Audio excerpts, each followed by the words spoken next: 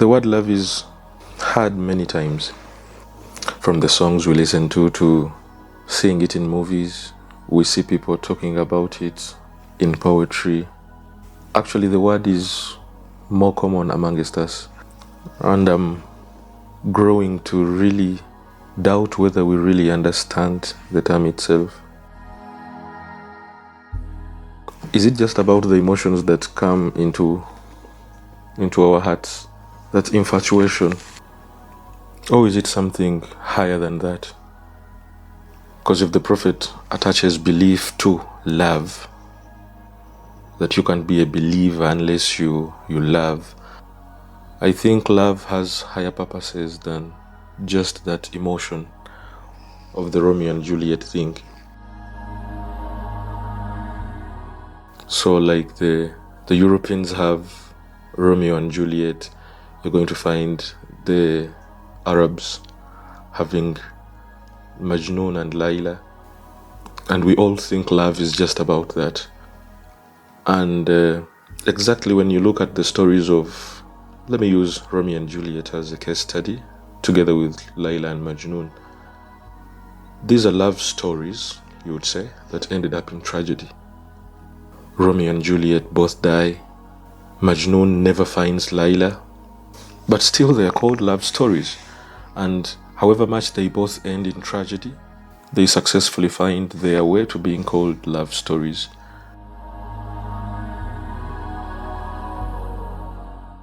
And now let me tell you about something that would change the narrative about whether it was really love or not.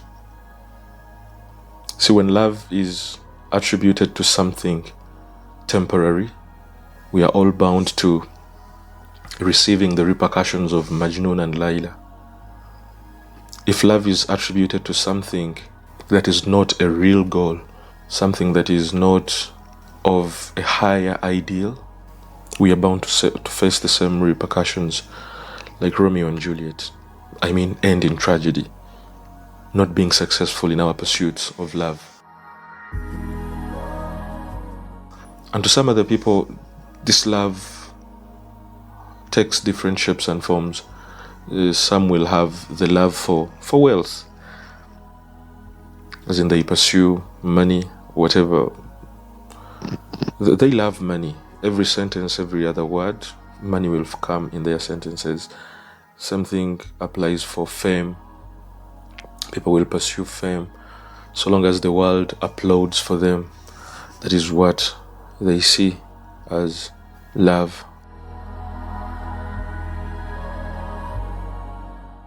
Now in Africa, in the societies we particularly grew up in, I wouldn't say love is not there. Love is there.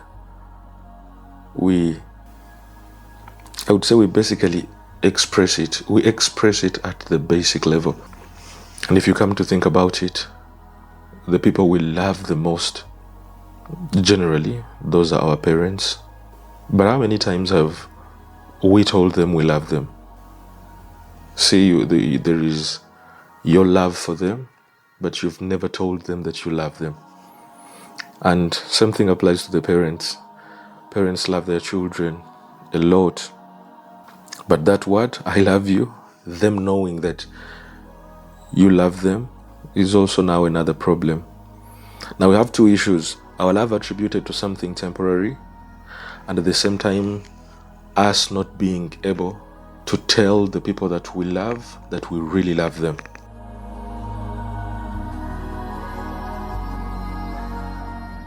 And the Prophet ﷺ helps us solve both problems. First of all, he creates a station of ultimate love, a station of the kind of love that is going to be oriented to a being that whoever you love otherwise, that love has to be for the sake of the love that you have for the ultimate. And so he solves the temporary love issue. And also he solves the issue of having the emotion of love and then informing the person that you love them. So he, sallallahu alaihi wasallam, tells us that when you love someone, go to them let them know, tell them that you love them. Give them a call. And if this love is really true that you have for them, let it go beyond a text message.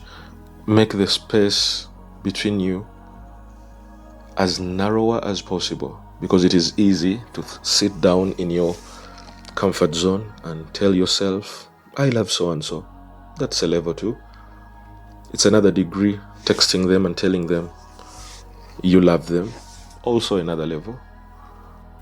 And also when you give them a call and tell them, let them know, you inform them that you love them, is also another level. But the Prophet is not talking about all those levels. The Prophet is like, go to them, as in the point of meeting them physically and tell them that you really love them. That is something that we need to orient ourselves to. And that is true love. Because the love of anything else is going to be doomed to disappointment. We are going to face a lot of repercussions, and especially in a series like this that we are talking about, loving the Prophet ﷺ, which is of course a result of loving Allah subhanahu wa ta'ala. We are going to merge these two realities together. We are going to orient our love to the ever-living, that we don't face repercussions of temporariness of whatever we are loving. And we are also going to move from just sitting in our comfort zones and saying that we love so and so, and in this particular case that we love the Prophet ﷺ, like anyone would say, like any Muslim would be saying that they love the Prophet ﷺ.